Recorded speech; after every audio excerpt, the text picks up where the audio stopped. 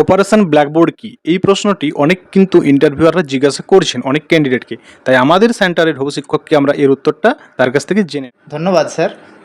Operation blackboard হলো 1986 সালে আমাদের যে জাতীয় শিক্ষানীতি প্রণয়ন করা হয়েছিল, সেখানে ভারতের যে শিক্ষা ব্যবস্থায় যে চ্যালেঞ্জেস রয়েছে সেই জিনিসটিকে তুলে ধরা হয়েছিল। এই চ্যালেঞ্জেস অফ এডুকেশনে বলা হয় প্রাথমিক শিক্ষার খুব বেহাল দশা রয়েছে আমাদের দেশে।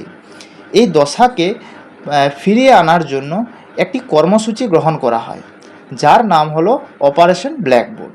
এই অপারেশন ব্ল্যাকবোর্ডে বলা হয়েছে যে কোনো প্রাথমিক বিদ্যালয়ে অন্ততপক্ষে 2টি শ্রেণীকক্ষ থাকতে হবে, পর্যাপ্ত আলো বাতাসপূর্ণ হতে হবে, শিক্ষকের অন্ততপক্ষে 2জন বা 3জন শিক্ষক থাকতে হবে এবং সঠিক পাঠ্য উপকরণের ব্যবস্থা রাখতে হবে।